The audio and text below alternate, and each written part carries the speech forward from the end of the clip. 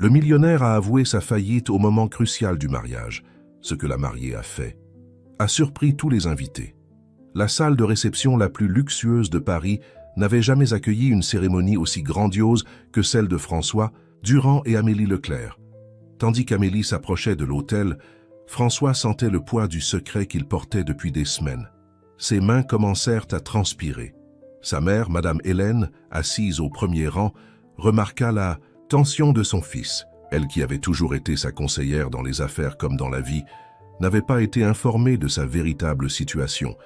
À ses côtés, le frère cadet de François, Julien, manipulait nerveusement son téléphone, apparemment désintéressé par la cérémonie. Lorsqu'Amélie arriva à l'autel, François prit ses mains dans les siennes. L'officiant commença la cérémonie avec des paroles sur l'engagement et l'honnêteté qui semblaient percer le cœur du marié comme des aiguilles. À chaque phrase sur partager les joies et les difficultés, François sentait qu'il ne pouvait pas continuer cette mascarade. Avant que les vœux ne soient échangés, le marié prit la parole. Son expression, auparavant confiante, portait maintenant une ombre d'appréhension. Il regarda la mariée dans les yeux et, devant tous, révéla « J'ai été trahi par un associé en qui j'avais confiance et j'ai tout perdu. Je ne suis plus l'homme riche que tous imaginent. Si tu veux toujours continuer avec moi, ce sera pour qui je suis, pas pour ce que je possède. » Un murmure parcourut la salle. Les invités échangèrent des regards incrédules et certains anticipèrent déjà une fuite humiliante de la mariée. Le silence qui suivit fut étouffant. Les yeux de la mariée, auparavant embués d'émotion, reflétèrent maintenant un tourbillon de sentiments. Pendant quelques secondes, elle resta immobile, traitant ses paroles. Parmi les invités, un parent du marié se leva et lui chuchota « Maintenant, tu as une porte de sortie. Personne ne te blâmera si tu pars. » Une autre voix venant du fond ironisa « Je savais que ça allait arriver. » La mariée ferma les yeux, respira profondément et d'une voix ferme répondit « Je n'ai pas dit oui à ta fortune, j'ai dit oui à toi. La vie nous teste de différentes manières, et si c'est vrai, alors nous y ferons face ensemble. » Ce revirement choqua tout le monde. Alors que certains invités traitaient encore ce qu'ils venaient d'entendre, le marié, visiblement, ému, l'étreignit fortement. Mais l'inattendu était encore à venir. Avant qu'il ne puisse reprendre la cérémonie, un homme inattendu surgit parmi les invités. Thomas Martin, l'ex-petit ami d'Amélie et architecte respecté à Lyon. Il s'approcha de l'autel d'un pas déterminé, ignorant les regards désapprobateurs. « Maintenant, tu as une chance de tout changer, Amélie. Tu n'as pas besoin de rester prisonnière de cette situation. J'ai toujours su que ce mariage était une erreur, » déclara-t-il, lui, tendant la main. Cher auditeur, si vous appréciez cette histoire, n'hésitez pas à laisser un like et surtout à vous abonner à la chaîne. Cela nous aide beaucoup. Alors que nous débutons, maintenant continuons. Le visage d'Amélie se durcit en regardant Thomas. 5 ans plus tôt, il avait mis fin à leur relation lorsqu'elle avait décidé de déménager à Paris pour chercher de meilleures opportunités professionnelles. « Si je voulais une autre vie, j'aurais déjà choisi Thomas. Mon choix. Et François, avec ou sans argent ?» répondit-elle avec dignité, se tournant vers son fiancé. Parmi les invités, un homme se leva avec un sourire discret. C'était Vincent Dubois, un ancien associé de François qui s'était éloigné 2 ans auparavant en raison de différences de valeurs dans les affaires. Grand et élégant, il s'approcha de l'autel et demanda la parole. « François, ton courage et ton honnêteté en ce moment prouvent-ils que j'avais tort à ton sujet. Je suis prêt à reprendre notre partenariat et à t'aider à reconstruire ce qui a été perdu. » Au milieu de la foule, un second homme se manifesta. Auguste Moreau, l'associé, qui avait trahi François. Le visage rouge d'indignation, il tentait de se justifier.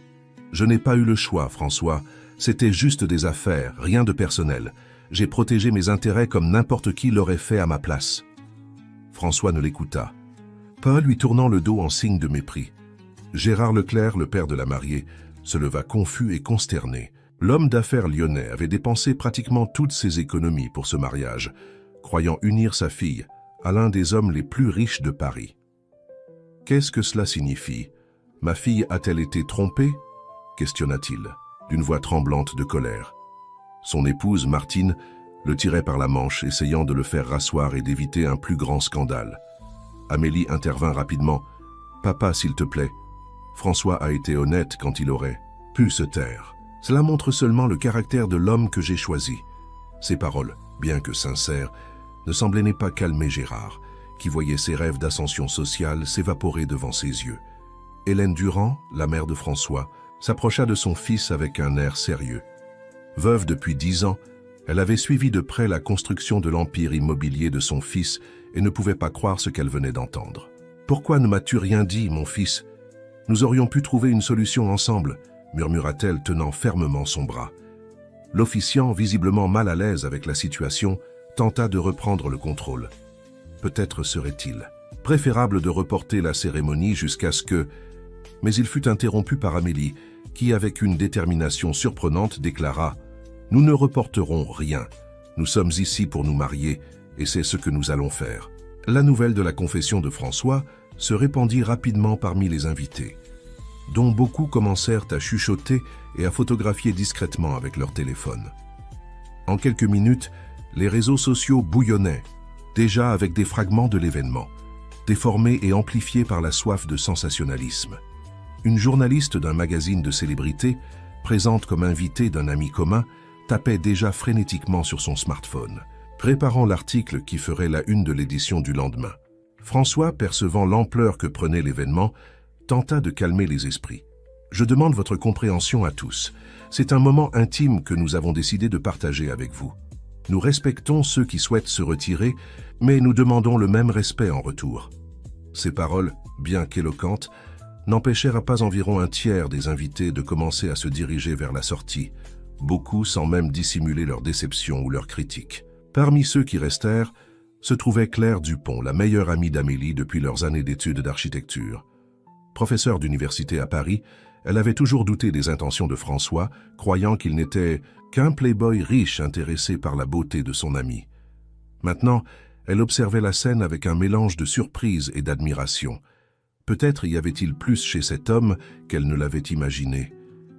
La cérémonie se poursuivit, dans une atmosphère tendue mais chargée d'émotions authentiques. Lorsqu'ils furent enfin déclarés mari et femme, le baiser qu'ils échangèrent semblait sceller non seulement leur union, mais un pacte pour affronter ensemble les adversités qu'ils savaient advenir. La fête qui suivit fut plus contenue que prévu, avec beaucoup de plats préparés par le chef renommé engagé pour l'occasion, étant renvoyés pratiquement intacts.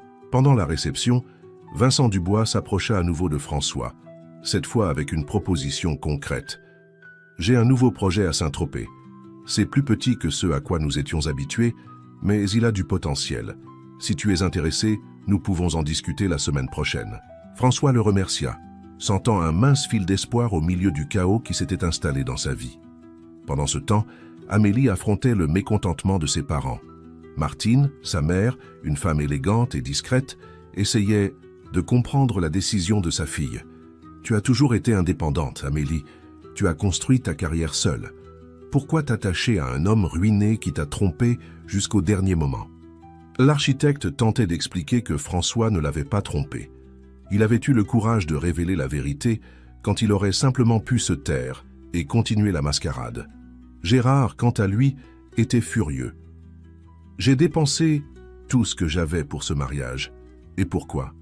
Pour voir ma fille se marier avec un homme qui n'a pas un sou. » Sa voix élevée attirait les regards, augmentant encore plus l'embarras d'Amélie. « Papa, s'il te plaît, baisse le ton. J'ai mon propre cabinet d'architecture, je peux subvenir à mes besoins.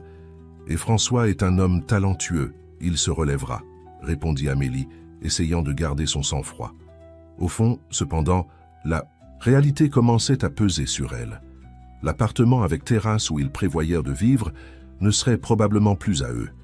La lune de miel aux Maldives devrait être annulée. La vie dont elle avait rêvé pendant les fiançailles s'effondrait, et elle devait rapidement s'adapter à une nouvelle réalité.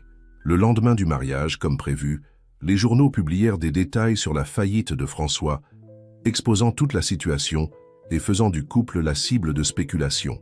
La manchette du principal journal parisien affichait « Un millionnaire révèle sa faillite à l'hôtel, arnaque ou preuve d'amour ». L'article rempli de demi-vérités et de suppositions suggérait que François pourrait cacher de l'argent à l'étranger et que tout l'épisode pourrait être une fraude fiscale élaborée. La famille d'Amélie, honteuse de l'exposition, tenta d'intervenir. Martine téléphona tôt le matin, suggérant que sa fille annule le mariage avant qu'il ne soit trop tard. Gérard alla plus loin, menaçant de déshériter sa fille si elle ne revenait pas à la raison. Mais Amélie maintint fermement sa décision, affrontant ses propres parents avec une détermination qu'elle-même ne savait pas posséder.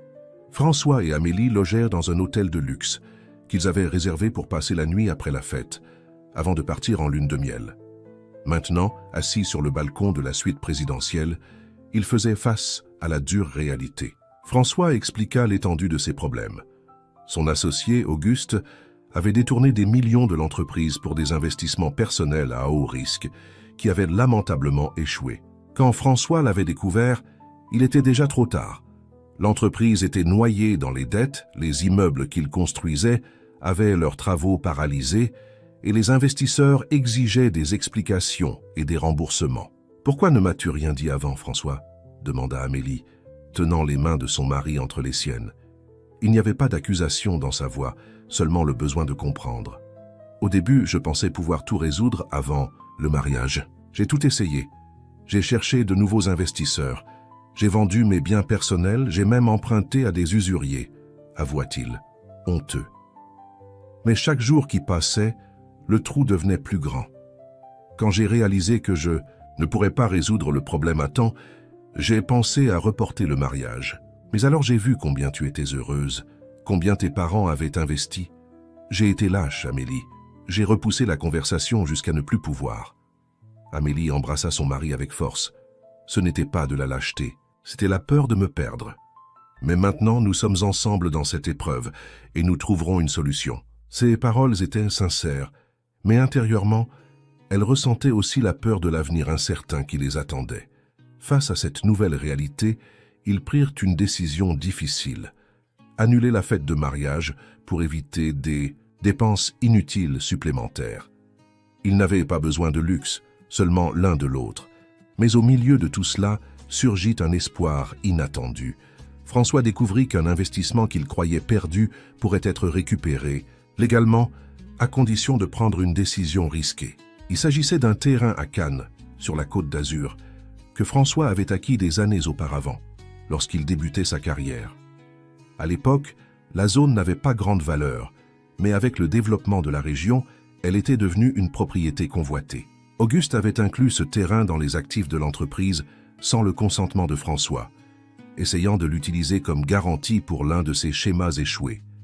Cependant, en raison d'une erreur bureaucratique, le transfert n'avait jamais été légalement conclu. Si François pouvait prouver que le terrain était encore son patrimoine personnel, il ne pourrait pas être utilisé pour payer les dettes de l'entreprise. Chers auditeurs, si vous appréciez cette histoire, n'hésitez pas à laisser un like et surtout à vous abonner à la chaîne. Cela nous aide beaucoup alors que nous débutons. Maintenant, continuons. Déterminés à repartir de zéro, les deux décidèrent de déménager temporairement dans la maison de plage que Claire, l'amie d'Amélie, possédait à Marseille, sur le littoral méditerranéen. C'était un endroit simple mais confortable, loin des projecteurs de la presse qui continuaient à les poursuivre. Malgré toutes les difficultés, ils commencèrent à faire des projets ensemble, unissant leurs compétences pour reconstruire leur vie. Amélie, qui avait toujours eu un cabinet d'architecture axé sur des projets d'intérieur de luxe, réalisa qu'elle devrait adapter son modèle d'affaires. Utilisant ses contacts et son expérience, elle commença à proposer des consultations en ligne de design d'intérieur à des prix abordables, atteignant un public beaucoup plus large qu'auparavant. Sa créativité et son talent attirèrent rapidement des clients, même sans le glamour et le statut qui l'entouraient autrefois. François, quant à lui, dut se réinventer complètement. Habitué à gérer des projets millionnaires, il cherchait maintenant des opportunités plus modestes. Ce fut Vincent Dubois qui lui offrit la première vraie chance de recommencer. Une participation minoritaire dans un petit complexe écologique à Saint-Tropez. Le projet, bien que beaucoup plus petit que tout ce que François avait fait, était aligné avec des valeurs qu'il avait toujours appréciées, mais n'avait jamais eu le temps d'explorer. Durabilité, connexion avec la nature et qualité de vie. Le marié savait cependant que récupérer son investissement à Cannes exigerait plus que de la patience. Il découvrit que l'entreprise qui revendiquait maintenant la propriété du terrain, une holding contrôlée indirectement par Auguste, était sur le point de commettre une fraude de plusieurs millions, en vendant le même terrain à plusieurs investisseurs étrangers. Avec des preuves concrètes en main, il pourrait les poursuivre en justice, mais cela prendrait des années et les frais judiciaires seraient énormes. Au lieu de cela, il décida d'utiliser sa découverte comme monnaie d'échange. Avec l'aide d'un avocat ami de ses années d'université, il contacta les véritables investisseurs intéressés par le terrain, exposant la situation. Il proposa un accord, en échange de son silence et de l'abandon de toute revendication sur la propriété. Il exigeait une compensation financière représentant environ 40% de la valeur marchande du terrain. Le risque était élevé. Si l'entreprise décidait de l'affronter, il pourrait se retrouver sans rien et même faire face à des poursuites pour diffamation. Mais son courage et son intelligence furent déterminants. Après des semaines de négociations tendues, François réussit à conclure l'accord. Ce n'était pas la fortune qu'il avait un jour possédée, mais ce serait suffisant pour payer les dettes les plus urgentes et avoir un capital initial pour recommencer. Pendant ce temps, la relation entre Amélie et ses parents restait tendue. Gérard refusait de parler à sa fille, se considérant trahi et humilié. Martine, bien que plus compréhensive, gardait aussi ses distances, divisée entre l'amour pour sa fille et la loyauté envers son mari. Ce fut Claire qui servit d'intermédiaire, essayant peu à peu de rétablir les liens familiaux rompus. La situation se compliqua lorsque l'entreprise textile de Gérard commença à rencontrer des difficultés. L'investissement dans le mariage de sa fille, ajouté aux problèmes du secteur et à la mauvaise gestion des dernières années, amena l'entreprise au bord de la faillite. Trop fier pour demander de l'aide, Gérard se retrouva dans la même situation qu'il avait tant critiquée chez François, un entrepreneur au bord de la ruine. Ce fut Amélie qui perçut d'abord la gravité de la situation, en remarquant que sa mère avait annulé un voyage annuel qu'elle faisait avec des amis, prétextant des problèmes de santé. Inquiète, elle pressa Claire jusqu'à ce que son ami révèle ce qu'elle savait. L'entreprise de son père était à vendre, à un prix bien inférieur à celui du marché, dans une tentative désespérée d'éviter la faillite complète. Sans consulter François, Amélie se rendit à Lyon pour confronter ses parents. Elle les trouva dans une situation qu'elle n'aurait jamais imaginée. La maison luxueuse où elle avait grandi était à moitié vide, avec des marques sur les murs où des tableaux de valeur avaient été vendus. Martine, toujours impeccable, semblait avoir vieilli de plusieurs années en quelques mois. Gérard, l'homme d'affaires confiant qu'elle connaissait, semblait maintenant un homme vaincu. « Pourquoi n'avez-vous pas demandé d'aide ?» questionna Amélie après avoir finalement arraché la vérité à ses parents. « Comment aurions-nous pu demander de l'aide à la fille que nous avons rejetée quand elle avait le plus besoin de nous ?» répondit Martine, les larmes aux yeux. Gérard resta silencieux, son orgueil luttant encore contre la nécessité. De retour à Marseille, Amélie partagea avec François la situation de ses parents. À sa surprise, son mari n'hésita pas. « Nous devons les aider, Amélie. Je sais exactement ce que ton père ressent maintenant. » L'argent qu'ils avaient obtenu grâce à l'accord de Cannes serait suffisant pour donner un peu d'air à l'entreprise textile, mais cela signifiait retarder leur propre plan de stabilisation. « Tu es sûr, François? Ils t'ont traité si mal ?» Amélie était émue par la générosité de son mari, surtout considérant le traitement qu'il avait reçu de ses beaux-parents. « J'en suis sûr, la famille est la famille, Amélie. Et maintenant, ils sont aussi ma famille. » L'offre d'aide, cependant, ne fut pas bien reçue initialement par Gérard.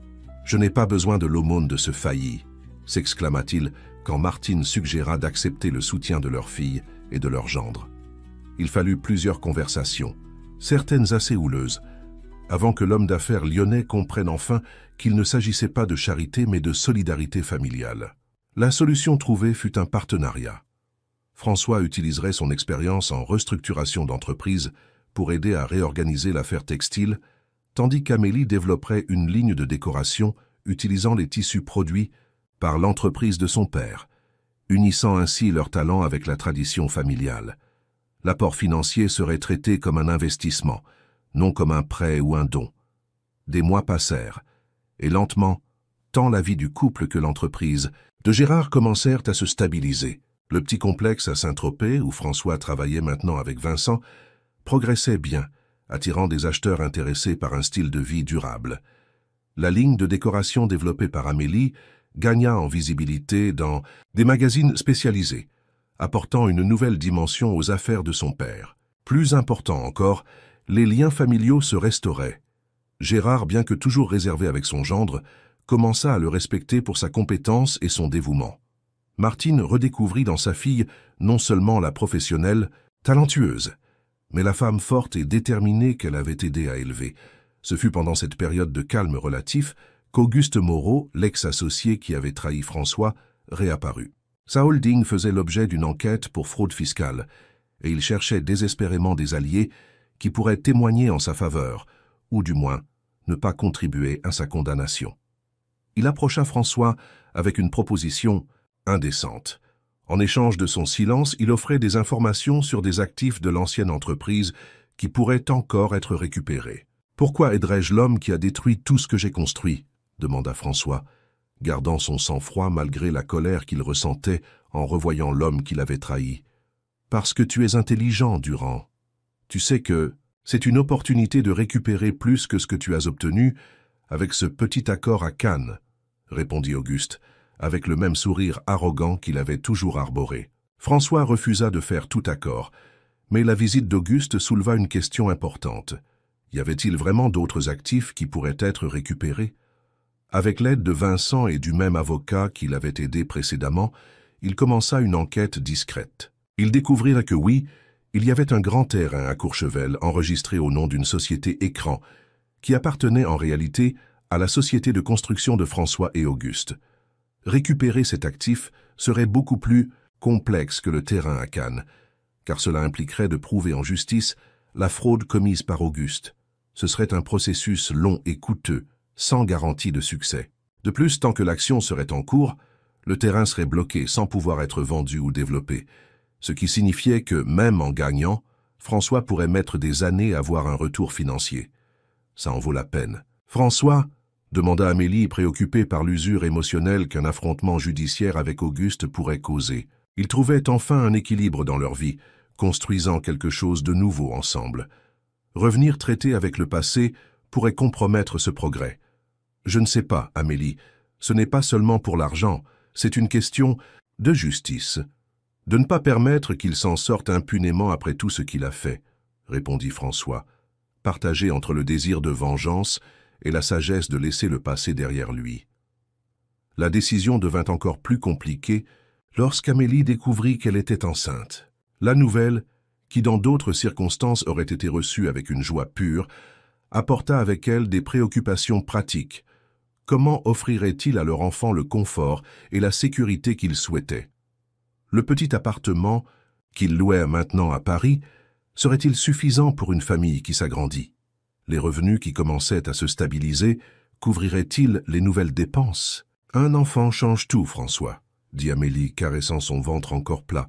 « Nous devons penser à l'avenir, pas au passé. » Ces paroles touchèrent profondément son mari, qui commença à reconsidérer ses priorités. La grossesse d'Amélie servit de catalyseur pour la réconciliation complète avec ses parents. Gérard, en apprenant qu'il serait grand-père, mit de côté les derniers vestiges de ressentiment.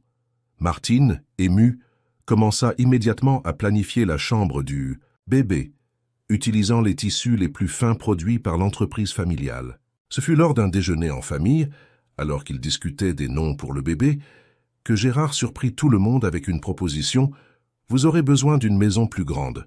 Le terrain à côté de l'usine est vide. Si vous le souhaitez, il peut être à vous. Amélie peut concevoir la maison comme elle l'a toujours rêvé. » L'offre était généreuse et résolvait un problème pratique, mais signifiait aussi un engagement envers Lyon, loin des nouveaux projets de François à Saint-Tropez et de la clientèle parisienne croissante d'Amélie. « Nous devons y réfléchir attentivement, papa, » répondit-elle reconnaissante mais prudente. « Notre vie est en train d'être reconstruite à Paris.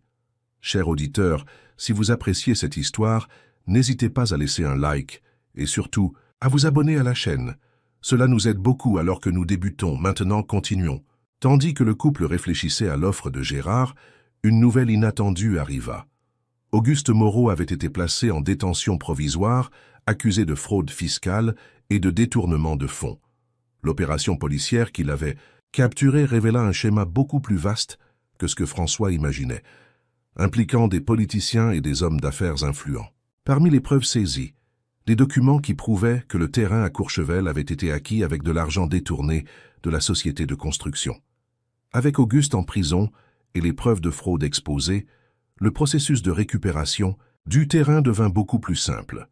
Le juge responsable ordonna le blocage immédiat du bien et initia les procédures pour le rendre au véritable propriétaire. Dans ce cas, François et d'autres associés minoritaires qui avaient également été lésés par Auguste, ce revirement apporta non seulement la possibilité d'une récupération financière plus rapide que prévu, mais aussi un sentiment de justice accomplie. François, cependant, ne ressentit pas la satisfaction qu'il avait imaginée. Voir son ex-ami et associé en prison, avec sa vie détruite, lui apporta plus de tristesse que de joie. Tu sais ce qui est étrange, Amélie? Pendant des années, j'ai imaginé Auguste étant puni, perdant tout comme j'ai perdu. Je pensais que cela m'apporterait la paix. Mais maintenant, je ne peux que penser à sa famille, à ses enfants qui vont grandir avec leur père en prison, confessa François un soir alors qu'ils discutaient des derniers événements. Amélie, maintenant avec un petit ventre de 4 mois, embrassa son mari. Cela montre simplement l'homme que tu es, mon amour, capable d'empathie même envers ceux qui t'ont blessé. C'est pour cela que je t'ai choisi à cet hôtel, et je te choisirai 1000 fois encore. La grossesse d'Amélie avançait, apportant joies et défis. Les nausées matinales compromettaient sa productivité au travail. L'attente du bébé rendait plus urgente la décision sur l'endroit où il vivrait. Le terrain à Courchevel, bien que précieux, était encore en procédure judiciaire et ne représentait pas une solution immédiate à leurs besoins. Ce fut Vincent Dubois qui présenta une alternative intéressante. Le complexe à Saint-Tropez avait attiré des investisseurs plus importants, intéressés par l'extension du concept à d'autres régions. L'un d'eux offrit d'acheter la participation de François pour une somme qui, bien qu'elle ne le rendrait pas millionnaire à nouveau, fournirait un confort financier suffisant pour que le couple puisse choisir tranquillement sa prochaine étape. « C'est une bonne opportunité, François », opina Vincent lors d'une visite au chantier. « Tu pourrais utiliser une partie de l'argent pour acheter une maison décente à Paris, en garder une autre partie pour l'avenir du bébé, et il en resterait. Encore pour investir dans un nouveau projet, si tu le souhaites. » François hésitait. Le complexe à Saint-Tropez représentait plus qu'un investissement. C'était le symbole de son nouveau départ, de la possibilité de construire quelque chose de significatif, même après avoir tout perdu. Le vendre serait comme abandonner, ce repère dans son parcours de récupération. D'autre part, la proposition des parents d'Amélie l'attirait également. Lyon offrait une excellente qualité de vie. Le coût de la vie était inférieur à celui de Paris, et la proximité avec la famille serait bénéfique à la naissance du bébé. De plus, l'entreprise textile de Gérard se rétablissait bien, la ligne de décoration développée par Amélie apportant une nouvelle dynamique aux affaires. « Que veux-tu vraiment, François ?» demanda Amélie un soir, alors qu'ils dînaient dans leur petit appartement loué. Indépendamment de l'argent, de la praticité et du confort, quel est ton rêve maintenant ? La question prit François par surprise. Ces derniers mois, il avait été tellement concentré sur la survie, sur la reconstruction d'un minimum de stabilité, qu'il ne s'était pas permis de rêver à nouveau. Je pense que je veux créer quelque chose de durable. Quelque chose dont notre enfant pourra être fier, non pas pour sa taille ou sa valeur, mais pour sa signification. Cette réflexion conduisit François à une décision inattendue. Il refusa tant l'offre d'achat de sa participation dans le complexe de Saint-Tropez que la proposition de son beau-père de construire à Lyon. Au lieu de cela, il proposa quelque chose de différent. Il utiliserait l'argent qu'il avait récupéré du terrain à Cannes pour acheter une petite auberge à vendre à Saint-Tropez près du complexe où il travaillait. La propriété, bien que nécessitant des rénovations, avait le potentiel de devenir une entreprise familiale, combinant la connaissance de François en hôtellerie, un secteur qu'il avait bien connu à l'époque où il construisait des resorts, avec le talent d'Amélie pour le design d'intérieur. Ce serait une affaire plus modeste que ce à quoi ils étaient habitués, mais entièrement à eux, sans associés ni investisseurs externes. « Une auberge, tu es sûr ?» questionna Amélie, surprise par l'idée. « Je ne t'ai jamais imaginé comme propriétaire d'auberge. » Il y avait une note d'amusement dans sa voix, mais aussi une curiosité sincère sur cette nouvelle direction que son mari proposait. Moi non plus, admit François avec un sourire. Mais plus j'y pense, plus cela a du sens. C'est une entreprise que nous pouvons gérer ensemble, qui nous permet de nous enraciner dans un endroit incroyable, où notre enfant peut grandir en contact avec la nature. Et le plus important, c'est quelque chose que nous construirions à partir de zéro, avec nos propres valeurs et visions.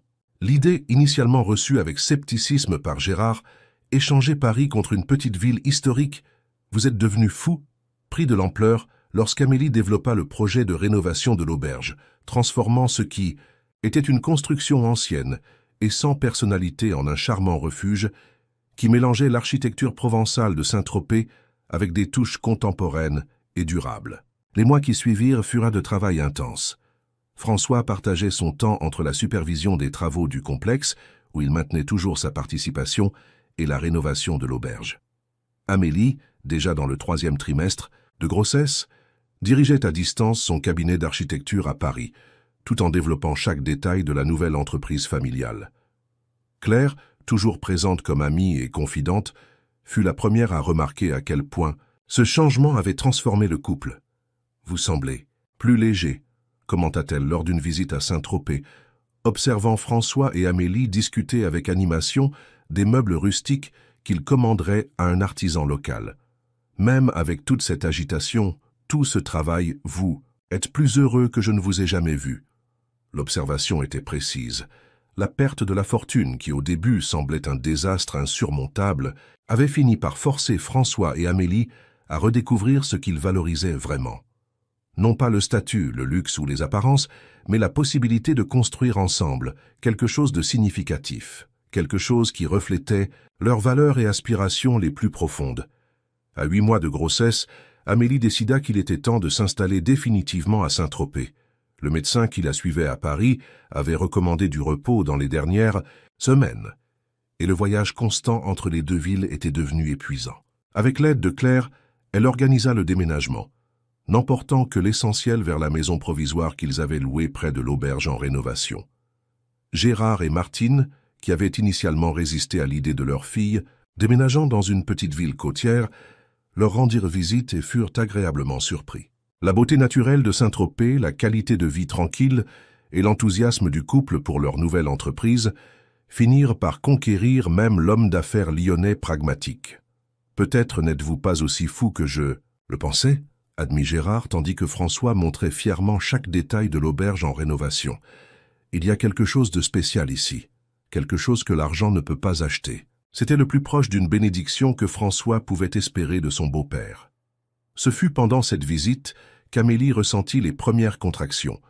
Bien qu'il restât encore 3 semaines avant la date prévue, le bébé avait apparemment décidé qu'il était temps de venir au monde.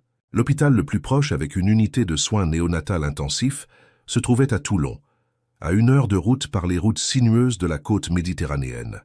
L'agitation qui suivit unit la famille comme jamais auparavant. François, essayant de rester calme mais visiblement nerveux, conduisait tandis que Martine, sur la banquette arrière avec sa fille, chronométrait les contractions de plus en plus fréquentes. Gérard, qui dans des circonstances normales aurait critiqué le manque de planification de sa fille d'être si loin d'un centre médical adéquat, restait dans un silence tendu, tenant simplement la main d'Amélie lorsque la douleur s'intensifiait. Ils arrivèrent à l'hôpital à temps, mais de justesse. Lucas, comme ils décidèrent d'appeler le garçon, naquit en bonne santé et fort avec les yeux sombres de François et, selon Martine, le même nez délicat qu'Amélie avait lorsqu'elle était bébé. La naissance du petit-fils scella définitivement la réconciliation familiale, transformant les anciennes rancœurs en liens renouvelés.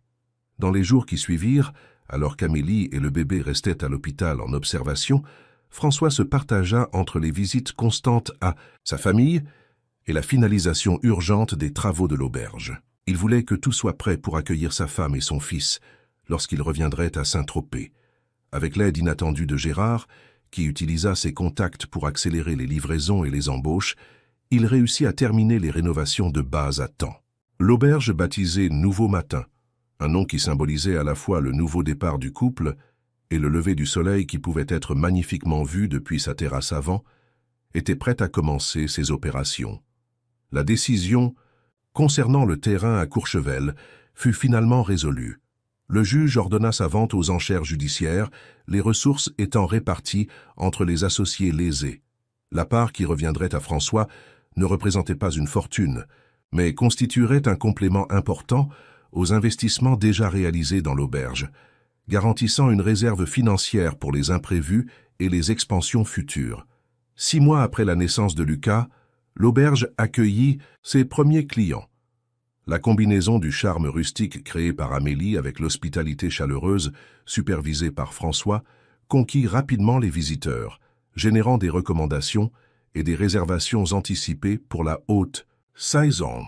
Vincent Dubois, qui continuait comme associé de François dans le complexe écologique, maintenant pratiquement achevé et avec presque toutes les unités vendues, devint un visiteur fréquent de l'auberge, amenant des investisseurs potentiels intéressés par le modèle durable qu'ils avaient mis en œuvre dans les deux entreprises.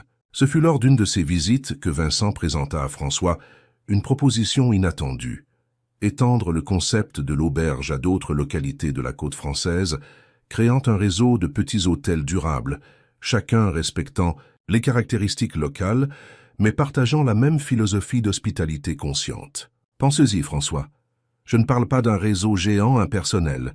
Ce serait au maximum 5 ou 6 auberges, toutes administrées par des personnes qui partagent notre vision. Tu serais le mentor du projet, le gardien du concept, expliqua. Vincent, enthousiasmé par l'idée qu'il mûrissait depuis des mois. François hésita. L'auberge à Saint-Tropez allait bien, mais c'était encore une entreprise jeune, exigeant une attention constante. Lucas venait d'avoir 6 mois, et Amélie se partageait entre la maternité et la supervision du design d'intérieur de l'auberge, tout en conservant quelques clients sélectionnés de son cabinet d'architecture. Assumer plus de responsabilités semblait risqué à ce moment-là. « Tu n'as pas besoin de décider maintenant », rassura Vincent, percevant l'hésitation de son ami. « Réfléchis-y, parle avec Amélie. L'idée n'est pas de vous surcharger, mais de créer quelque chose qui puisse croître organiquement au bon moment. » Une fois de plus, ce fut Amélie qui surprit François par sa vision. Au lieu de la prudence, elle montra de l'enthousiasme pour la proposition de Vincent. « Ce n'est pas seulement une opportunité d'affaires, François. C'est la chance d'amplifier l'impact positif que nous générons ici. Imagine combien de communautés locales pourraient en bénéficier, combien de clients pourraient expérimenter une forme de tourisme plus consciente. » L'enthousiasme d'Amélie était contagieux, mais François gardait des réserves. « Et si nous grandissons trop vite? Et si nous perdons le contrôle de la qualité, de l'essence de ce que nous avons construit ici? Tu te souviens comment était ma vie avant, toujours à courir après la prochaine grande affaire, sans temps pour vraiment apprécier ce que j'avais déjà conquis ?» La conversation se prolongea pendant des jours, le couple pesant le pour et le contre, les rêves et les craintes. À la fin, ils parvinrent à une décision partagée.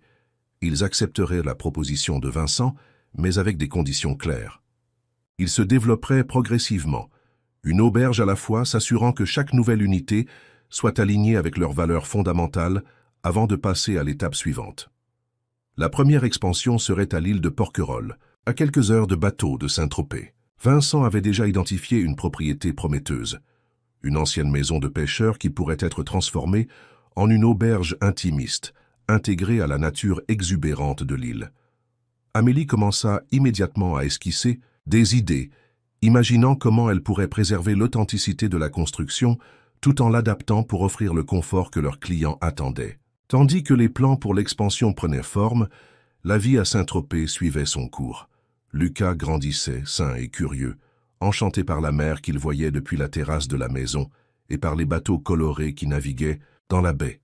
Gérard et Martine rendirent visite fréquemment, l'homme d'affaires étant maintenant complètement conquis par le style de vie qu'il avait auparavant critiqué.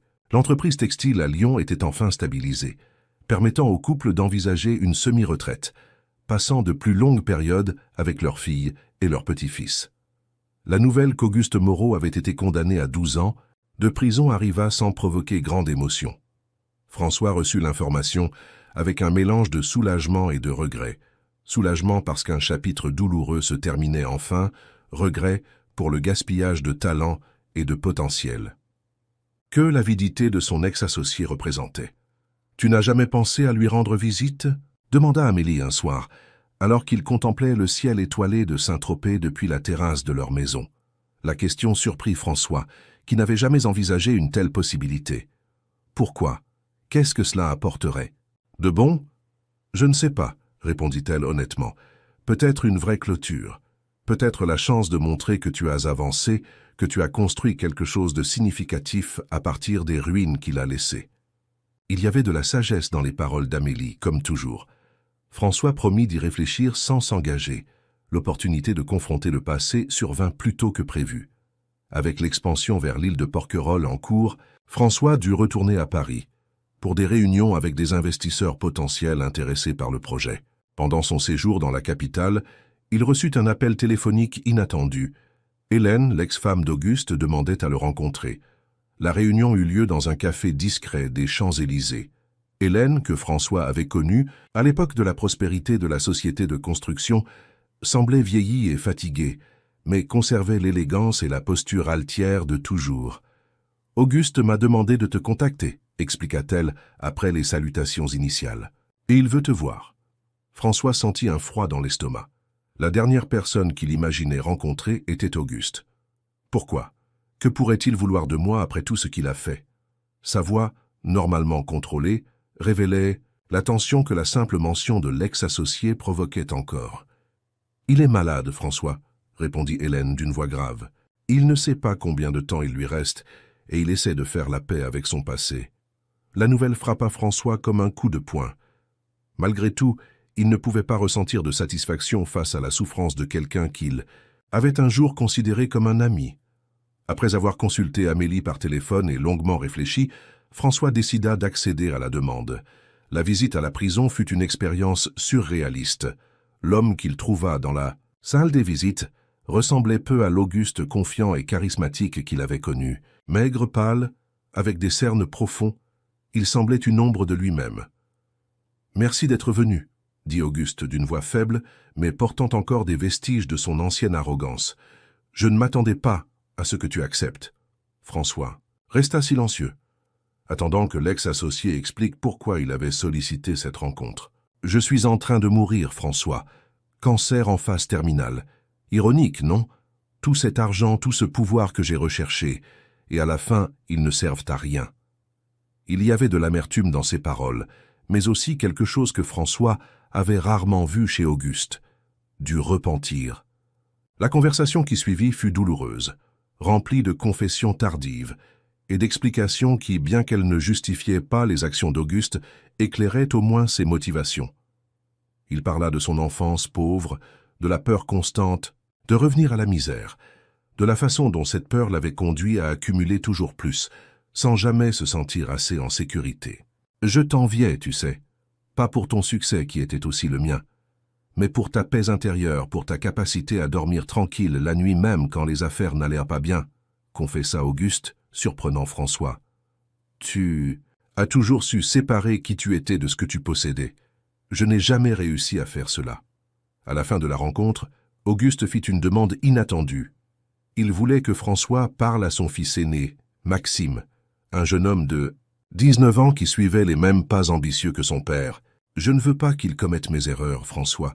Je ne veux pas qu'il apprenne trop tard que certaines choses sont plus importantes que l'argent et le pouvoir. » François quitta la prison avec des sentiments contradictoires. D'un côté, il se sentait étrangement soulagé, comme si un poids qu'il avait porté pendant des années avait été partiellement enlevé.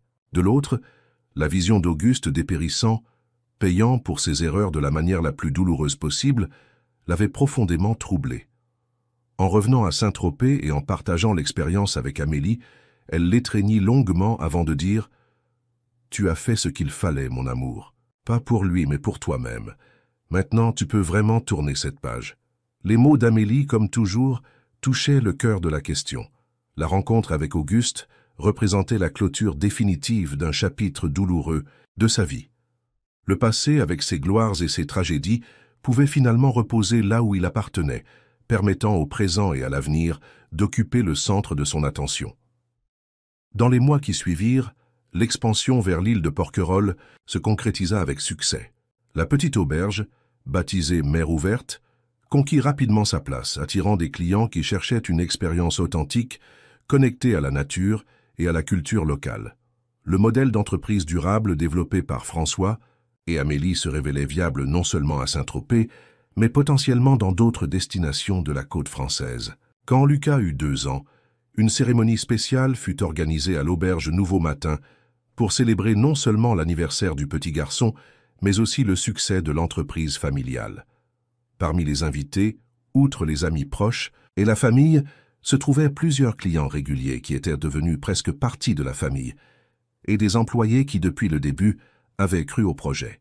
Pendant la fête, François observait son fils courir sur le sable de la plage, poursuivant des mouettes sous le regard attentif de Martine, tandis qu'Amélie conversait avec animation avec Claire au sujet des plans pour la 3e auberge, maintenant en phase initiale de projet.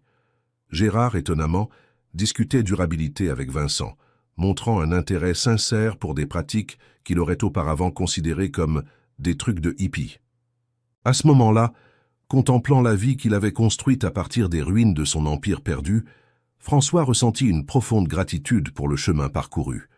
La révélation à l'hôtel, qui à l'époque semblait être la fin de tout, s'était révélée être le véritable commencement. La perte matérielle, aussi douloureuse qu'elle fut, avait ouvert la voie à des gains beaucoup plus significatifs. Un partenariat basé sur l'amour véritable, non sur les apparences. Des amitiés authentiques, non des connexions intéressées. Un but aligné avec ses valeurs les plus profondes, non avec des attentes externes. La nuit tombait sur Saint-Tropez, teintant le ciel de tons orangés qui se reflétaient dans les eaux calmes de la baie. François s'approcha d'Amélie, l'enlaçant par la taille, tandis qu'ils contemplaient ensemble le coucher du soleil. « Merci », chuchota-t-il à son oreille. « Pourquoi ?» demanda-t-elle, se retournant pour le regarder en face. « Pour être resté à cet hôtel. Pour avoir choisi l'homme, pas la fortune, » répondit-il, les yeux embués d'émotions contenues. Amélie sourit, ce même sourire qui avait illuminé la salle de réception 3 ans auparavant, quand tous s'attendaient à ce qu'elle s'enfuit humiliée et qu'au lieu de cela, elle avait choisi l'amour par-dessus tout. C'était la meilleure. « Décision que j'ai jamais prise », répondit-elle simplement, l'embrassant avec tendresse. Et dans ce baiser était contenu tout le voyage qu'ils avaient parcouru ensemble. La douleur de la perte, le courage du nouveau départ, la joie des petites conquêtes quotidiennes, la paix d'avoir finalement trouvé leur véritable place dans le monde. Lucas courut vers eux, embrassant les jambes de ses parents, avec l'énergie inépuisable d'un enfant heureux. Gérard et Martine s'approchèrent, apportant le gâteau d'anniversaire qui serait coupé au coucher du soleil, suivant la tradition qu'ils avaient établie depuis l'inauguration de l'auberge. Vincent leva son verre pour un toast silencieux, reconnaissant dans le bonheur serein de son ami la plus grande preuve de succès qui puisse exister. L'empire de béton et de spéculation que François avait construit et perdu semblait maintenant appartenir à une autre vie, presque comme un rêve lointain. Ce qu'il avait maintenant, une famille unie, une entreprise alignée avec ses valeurs, une communauté qui le respectait non pour la taille de son compte en banque, mais pour l'impact positif qu'il générait, était infiniment plus précieux et, paradoxalement, plus sûr, car c'était construit sur des bases qu'aucune crise économique ou trahison ne pourrait détruire. L'amour véritable, un but authentique et la compréhension profonde de ce qui compte vraiment dans la vie. Fin de l'histoire. Cher auditeur, qu'avez-vous pensé du voyage de François et Amélie? Ce couple nous montre que parfois nous perdons quelque chose de précieux seulement pour gagner quelque chose d'encore plus précieux. Avez-vous déjà vécu une situation où un désastre apparent s'est transformé en une bénédiction déguisée? Pensez-vous qu'Amélie a fait le bon choix en restant aux côtés de François, même après avoir appris qu'il avait tout perdu? Nous aimerions connaître votre opinion. N'oubliez pas de laisser votre like, de partager cette histoire avec quelqu'un qui a besoin d'entendre ce message d'espoir, et surtout de vous abonner à la chaîne pour suivre d'autres histoires émouvantes comme celle-ci. Votre compagnie est ce qui nous motive à continuer. À la prochaine.